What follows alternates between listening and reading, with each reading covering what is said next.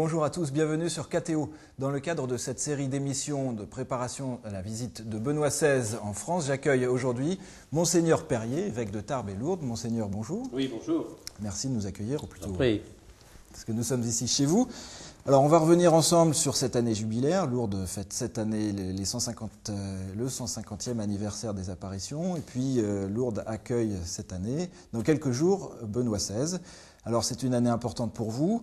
En fait, vous pouvez nous expliquer un petit peu l'histoire de cette visite. Je crois que c'est Benoît XVI directement qui s'est adressé à vous à travers l'entremise de Monseigneur Lustiger pour venir ici fêter avec vous ce jubilé. Oui, si on reprend l'histoire, 2004, 15 août, c'est la venue de Jean-Paul II. Avril 2005, son décès, l'élection de Pape Benoît XVI. Mais déjà à ce moment-là, on était très sollicités de savoir qu'est-ce que vous allez faire pour le jubilé, pour le 150e anniversaire. Il y a beaucoup de demandes venant de l'extérieur. Alors on s'y est mis, on était presque à 3 ans. Puis j'ai vu qu'il y avait beaucoup d'idées qui allaient dans tous les sens. Et j'ai pris l'initiative d'écrire au pape, tout nouvellement élu, en me disant écoutez, ce qui se passe à Lourdes, ça a une certaine dimension internationale, voire mondiale. Donc, moi, j'aimerais que vous me disiez, de votre point de vue, vous qui venez de recevoir la mission, une mission universelle, à quoi on peut servir? D'après vous, pour un conseil, en fait. Je demandais des conseils. Voilà, parmi toutes les orientations possibles, qu'est-ce que vous privilégieriez? Et là, à ma grande surprise, il m'a répondu. Il ne m'a pas fait répondre par quelqu'un. Il m'a répondu, peut-être effectivement grâce au fait que la lettre a été transmise de la main à la main par le cardinal Lustiger, à qui je suis postérieurement très reconnaissant de cette initiative, d'avoir bien voulu le faire. Et il répond au mois de juillet, donc pendant ses premières vacances, en me donnant 3 indications, d'ailleurs, la spiritualité mariale, les malades et l'Eucharistie. Et puis dans le premier paragraphe, il dit, eh bien... C'est ça les 3 indications. Les 3 indications, les 3 priorités du pape. Et il me dit, et par ailleurs, j'ai l'intention de me rendre personnellement présent à Lourdes pendant cette année jubilaire. Donc, moi, je sais, c'était ce que j'avais gardé confidentiel pour moi, mais je sais depuis juillet 2005 qu'il avait l'intention de venir à Lourdes durant cette année jubilaire. Vous expliquez qu'il ait eu cette intention. C'est Lourdes, c'est la spiritualité mariale. C'est un homme intelligent et qu'il est pape. Et donc, je crois qu'il a compris qu'il y a... C'est le sanctuaire de Lourdes qui fait ça, c'est la spiritualité mariale. On sait que chaque année, il fait un pèlerinage comme ça. On connaît mal, finalement, la dévotion de Benoît XVI à l'égard de Marie. Je crois qu'elle est réelle. Elle est peut-être moins ancienne, moins diffusée, moins énoncée que ne l'était celle de Jean-Paul II. Mais il ne faut pas oublier que dans sa région, il y a un sanctuaire marial très notable, qui est le sanctuaire d'Altötting, où il s'est rendu depuis, que moi je connaissais déjà avant, avec lequel Lourdes a des relations privilégiées. Donc je crois que la spiritualité mariale, ça existe pour lui, pas simplement la théologie mariale, mais la spiritualité mariale, je pense que ça existe effectivement pour lui. Alors, pour la correspondance entre les papes et Lourdes, à mon avis, il y a 2 raisons. La première, c'est la correspondance entre la dernière parole de la Vierge ici, le 25 mars 1858, « Je suis l'Immaculée Conception », et le dogme qui avait été défini et proclamé le 8 décembre 1854 à Rome. Bon, et d'ailleurs, quand Jean-Paul II était venu en 2004, c'était pour fêter le 150e anniversaire de la définition du dogme. Donc on peut dire qu'il y a une symétrie dans la démarche maintenant du cardinal Ratzinger devenu Benoît XVI. Et puis je crois que la deuxième raison, c'est que, on ne va pas se battre sur les chiffres, un coup de millions entre les différents sanctuaires, mais je crois qu'il n'y a aucun sanctuaire au monde, à part Rome et Jérusalem étant mis à part, qui soit aussi non seulement universel géographiquement, ça c'est je crois incontestable, peut-être aussi catholique par la diversité des gens qui y viennent. Donc, je crois qu'il y a une correspondance entre ce lieu, son message, son histoire et le ministère du successeur de Pierre. Comment vous avez pensé cette visite de Benoît XVI à Lourdes? Quels seront les temps forts de cette visite? Je pense notamment à ce chemin du jubilé que Benoît XVI va faire en 3 étapes, puis le samedi une dernière étape autour des malades. Pour construire ce pèlerinage, je savais que le pape Benoît XVI ne voulait pas accomplir trop d'actes chaque jour. prend son temps pour chacun des actes, mais il ne faut pas bourrer la journée.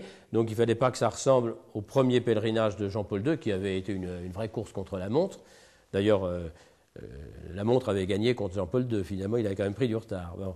Ce n'était pas non plus le pèlerinage de Jean-Paul II en 2004, un homme pour le coup très très fatigué, donc il fallait tenir l'intermédiaire. Vous savez, il y avait des contraintes à partir du moment où il y avait Paris.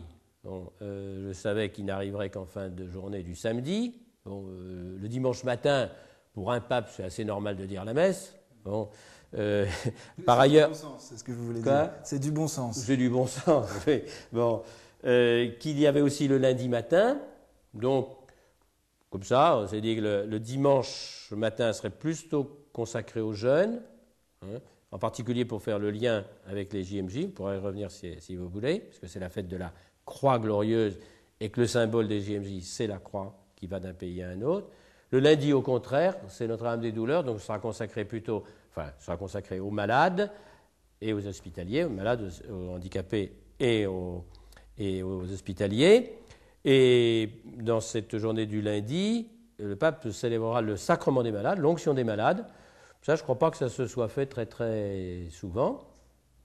Après, comme il venait dans le cadre de l'année du jubilé, j'ai proposé, ça a été accepté tout de suite, qu'il fasse le chemin du jubilé qui comporte non pas 3 mais 4 étapes.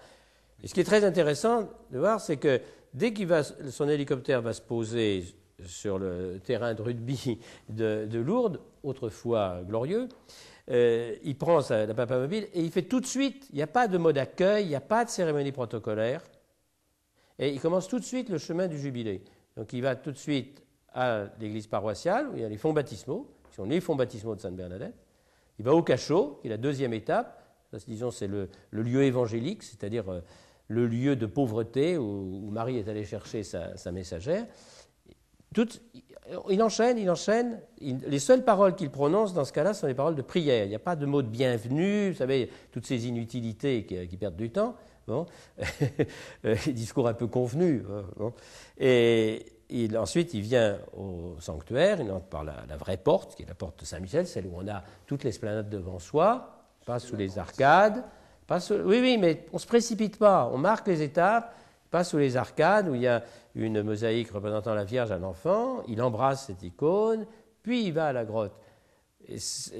Ça, c'est ce qu'il fait le samedi soir. La quatrième étape, il y a 4 étapes au chemin de jubilé, la quatrième étant l'hospice, là où Bernadette a fait sa première communion, au mois de juin 1858, donc dans le temps des apparitions.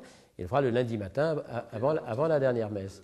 Donc, ce qu'on peut dire, dans les choses vraiment très originales, je crois qu'il fasse le chemin du jubilé. Alors, il dit, comme n'importe quel pèlerin, oui et non. Idée quand même, il fait les mêmes étapes. Par rapport à Paris, pour simplifier, entre guillemets, c'est vraiment de la simplification, mais c'est plus le caractère officiel de la visite. Là, à Lourdes, le pape est un pèlerin. Oui, et dans le temps à Lourdes, il n'y a aucune cérémonie protocolaire. Il y aura la cérémonie protocolaire quand il repartira de Lourdes à l'aéroport, mais ça ne fait plus partie, du temps de Lourdes. C'est les adieux de la République. Bon, mais dans le temps de Lourdes, effectivement, il n'y a rien. Donc, si on reprend les vraiment originaux, il y a le fait qu'il fasse ce chemin du jubilé, qui est d'ailleurs une exclusivité de l'année jubilaire, qui n'aura pas lieu l'année prochaine. Il y a le fait qu'il célèbre 2 fois l'Eucharistie. Il y a le fait qu'il donne l'onction des malades. Et puis, alors ça se passe à Lourdes, ce n'est pas sous ma responsabilité, mais ça se passe à Lourdes. C'est à Lourdes qu'il réunira l'ensemble des évêques français, puisque Lourdes est le lieu habituel où se tient l'assemblée plénière des évêques.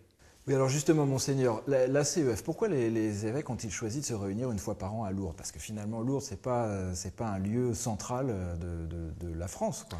Les assemblées plénières de l'épiscopat français, ça date de bien avant le temps où j'étais évêque, donc je ne sais pas ce qu'ils avaient dans la tête à l'époque.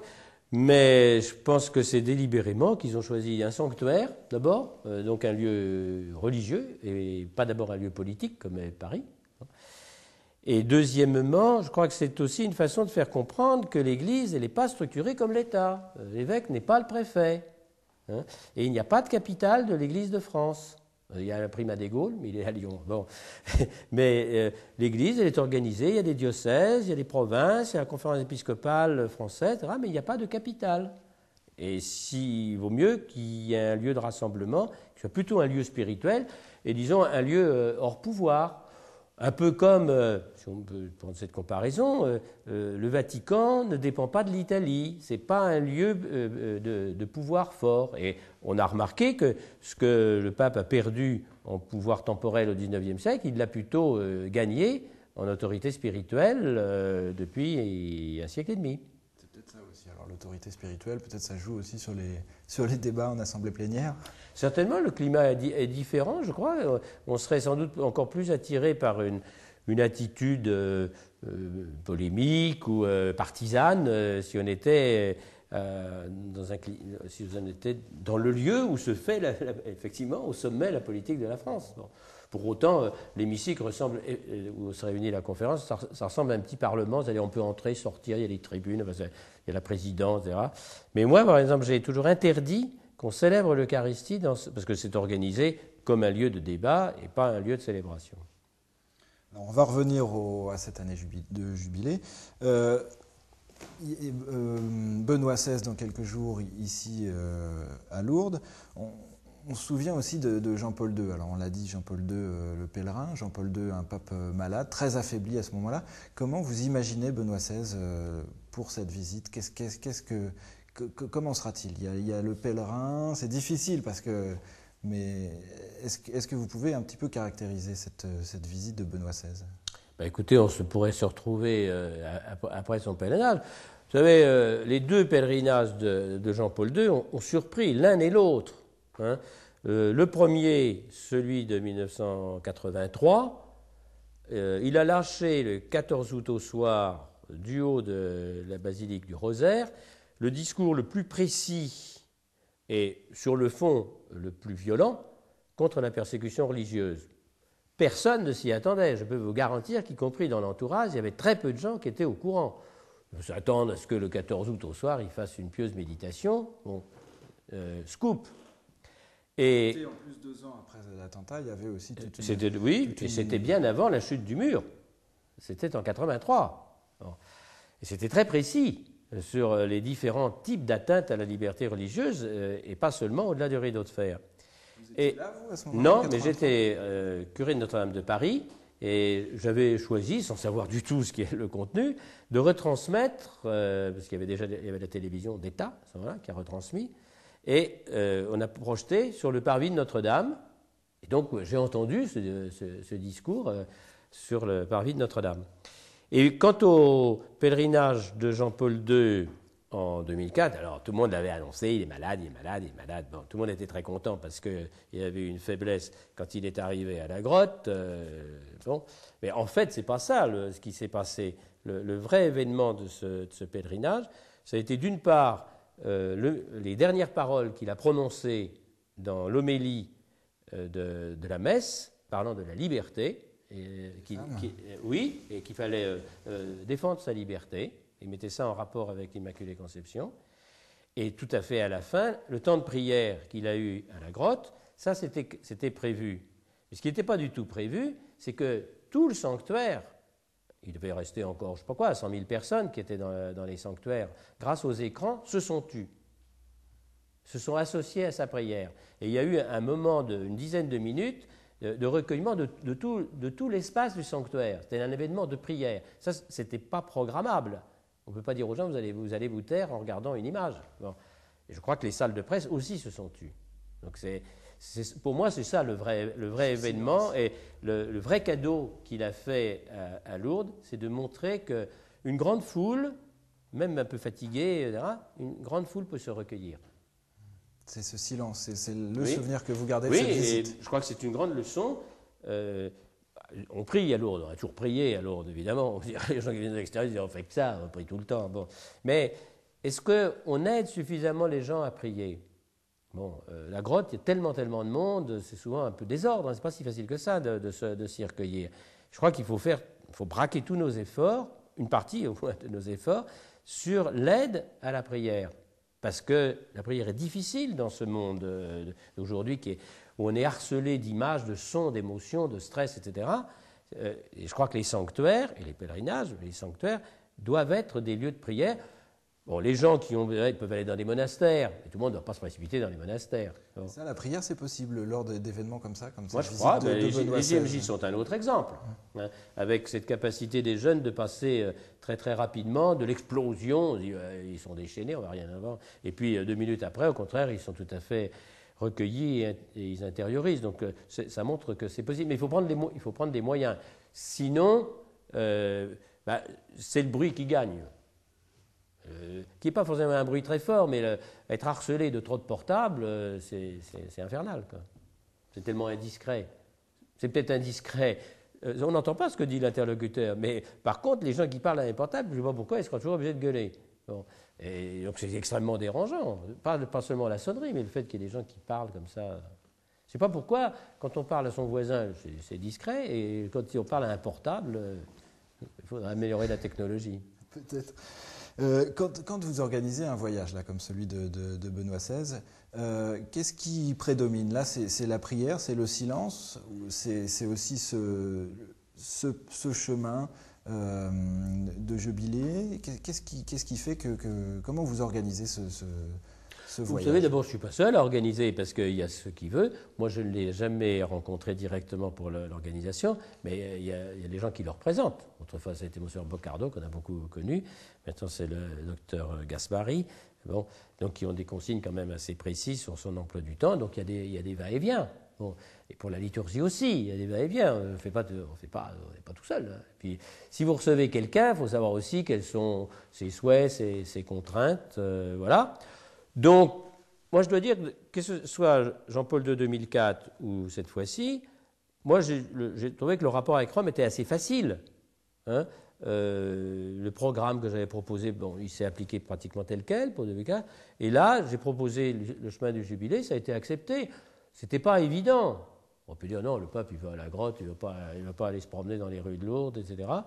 Je pense qu'il y a eu des gens qui avaient fait ce chemin du jubilé et qui ont dit, mais si, c'est quelque chose qui spirituellement a du sens. Et pour moi, ça a beaucoup de sens que le pape fasse ces étapes différemment, de la façon dont les autres le font. Il n'attendra pas à la porte du cachot pour attendre que le groupe précédent soit parti. D'accord. Bon. Mais il fait les mêmes étapes. Je trouve que ça, c'est une chose assez belle.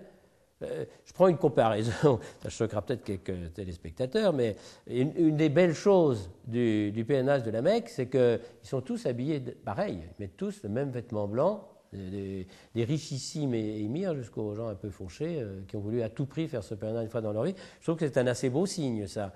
Je trouve que le fait que Benoît XVI accomplisse ces 4 étapes, c'est du même esprit, c'est une même communauté de croyants, et qu'on soit un simple baptisé, qu'on ne soit même pas baptisé, n'importe qui peut faire ce chemin du jubilé, qu'on soit le pape, eh bien, c'est des étapes qui peuvent marquer une vie, qui sont structurantes. Alors, dans le vocabulaire d'aujourd'hui, on dira que c'est un parcours d'initiation. Puis il y a cette entrée progressive aussi dans le sanctuaire, puisqu'on passe de Lourdes au sanctuaire, dans les rues de Lourdes. Je souhaite qu'au moins les pèlerinages gardent cette habitude de faire au moins une entrée à l'avenir, après l'année jubilaire, par cette porte-là. Pourquoi? Parce que, au fond, c'est construit comme étaient les basiliques d'autrefois, vous voyez, avec un atrium, etc. On n'entrait pas immédiatement dans l'église. On savait qu'il fallait des zones de décantation, il faut des étapes, il ne faut pas être trop brutal. J'ai dit pour les jeunes, ils passent rapidement de l'un à l'autre. Mais dans l'espace, c'est bon quand même d'avoir des progressions, des cheminements. Alors, il y a cette porte d'entrée. Les gens qui ont structuré les sanctuaires dans les années 1870, ils l'ont voulu comme ça. Et ils ont fait ça comme ça. Pourquoi? Parce que la gare était par là et qu'on arrivait par la gare. Et donc, depuis la gare, on descendait en procession. On avait ces 400 mètres d'esplanade. Hein. Puis, on arrive dans le parvis, à proprement parler, entre ces 2 grandes arcades, ces 2 grands bras. Je trouve que c'est un très beau symbole. C'est un symbole d'accueil, mais d'un accueil qui n'enferme pas, puisque on peut y accéder facilement et on sort par les arcades. Et pour moi, ces 7 arcades, ça m'évoque si on prend l'analogie de Saint-Pierre de Rome, ça m'évoque les portes de la basilique, dont la porte sainte. Et les deux arcades. Si vous voulez, c'est un peu la Via della Conciliazione et le grand parvis et devant Saint-Pierre, et puis les portes pour entrer dans le sanctuaire. D'ailleurs, la Via della Conciliazione, elle n'existait pas à ce moment-là, au moment de 1870. Mais je pense que les arcades, elles ont été inspirées de la colonnade du Bernin de Rome, je crois. Alors, on va passer un petit peu à autre chose. Vous fêtez aussi un deuxième jubilé aussi cette année, d'une certaine façon, puisque vous êtes à Tarbes, évêque de Tarbes et Lourdes depuis 10 ans. 11 ans. 11 ans. Oui, oui. Parce que j'ai été coadjuteur un petit peu, mais oui, en fait, avec pas mal de responsabilités dès le départ, parce que l'évêque était malade. Voilà, ça fait 11 ans que je suis là. Oui. Voilà. Alors, alors, on aime bien, nous les journalistes, faire des bilans. Est-ce que vous pourriez faire un petit bilan de ces 10 années? Comment a évolué le sanctuaire? Vers quoi le sanctuaire a évolué? Bon, il y a les efforts qu'on essaye de faire. Moi, j'ai fait des efforts pour essayer de renforcer les liens entre le sanctuaire et le diocèse. Le sanctuaire, il est dans un diocèse. Bon. Et je crois qu'il y a peut-être une meilleure compréhension mutuelle. Bon, sinon, évidemment, cet énorme sanctuaire dans un diocèse qui est modeste, de 120 000 habitants. Non, mais ça risque d'être l'ignorance complète. Si vous voulez, vous avez un mastodonte dans une réalité qui, comme diocèse, est plutôt, c'est plutôt un petit diocèse pour la France. Bon. Donc j'ai essayé de faire ça.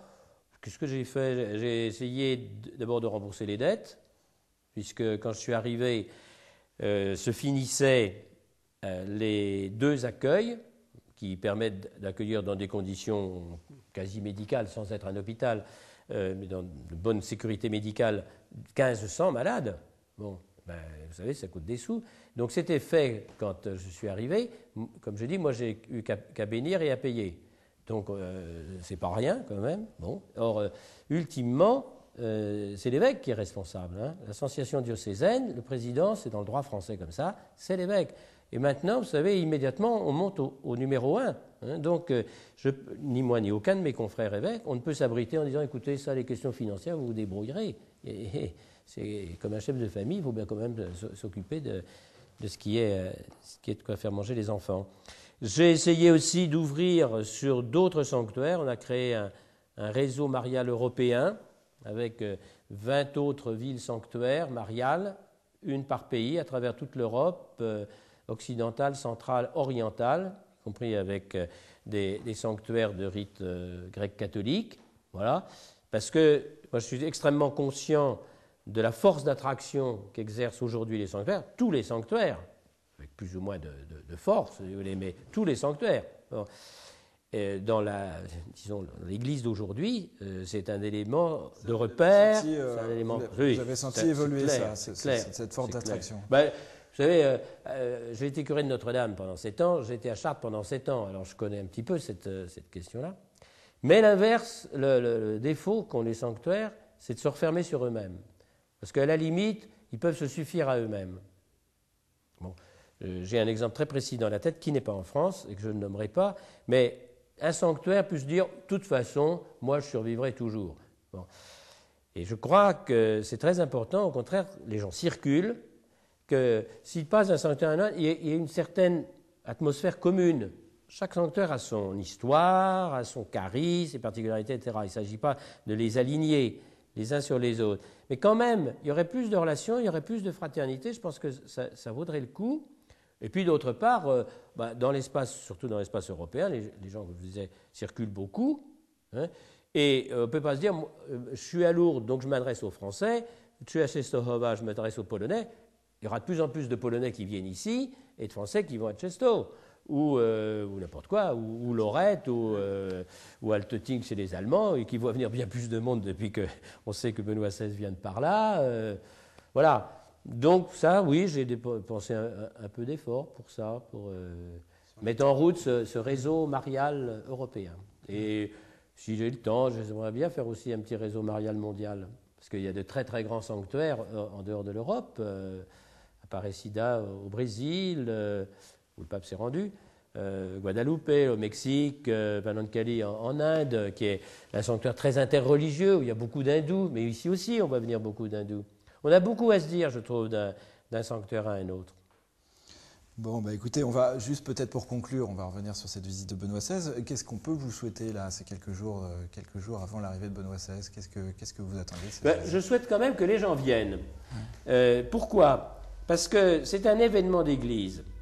Et l'événement, c'est pas la même chose de le suivre. On va dire, oh, moi je regarderai les images. Alors, vous avez une excellente télévision, vous ferez sûrement d'excellents reportages, ce sera parfait, etc. Bon. Mais l'événement comporte l'Assemblée. Et donc je souhaite d'abord qu'effectivement que les gens viennent, qu'ils aient pas peur, qu'ils n'aient pas le réflexe qui joue trop souvent, se dire oh finalement ça va être trop compliqué, etc. Finalement on va rien voir, etc. Bon, maintenant on voit de toute façon avec les écrans, on voit très bien et on pourra accéder, etc. Finalement c'est toujours beaucoup plus simple que les gens ne se l'imaginent. Donc mon premier souhait c'est effectivement qu'ils viennent. Ensuite on a même fait une petite prière de préparation pour les gens, s'ils veulent la dire, pendant une semaine avant la venue du Saint-Père, pour que les gens se préparent aussi. On peut se préparer matériellement, comment je vais y venir, je prends le train, je prends ma bagnole, je vais avec un car, etc. Bon. Mais il faut aussi se préparer. C'est vraiment je crois que c'est vraiment un événement d'église. Et puis je relance cet appel, en particulier aux jeunes qui ont participé aux Journées mondiales, soit à Sydney, soit dans les différents rassemblements français. Je souhaiterais faire le lien, parce que ce qu'on reproche quand même souvent aux choses, c'est bon, il y a des coups de projecteur pendant 2 jours, une semaine, voilà, tout, on braque. Puis après, on passe à autre chose et on oublie. Je crois que ça serait intéressant pour des jeunes, après avoir vécu un événement presque exclusivement jeune à Sydney, qui vivent un événement où ils aient toute leur place, mais qu'ils soient avec une église plus diversifiée. Je pense que ça peut être utile pour tout le monde. Monseigneur Perrier, merci beaucoup de nous avoir accueillis. On se retrouve très bientôt sur KTO. Merci de nous avoir suivis. À bientôt.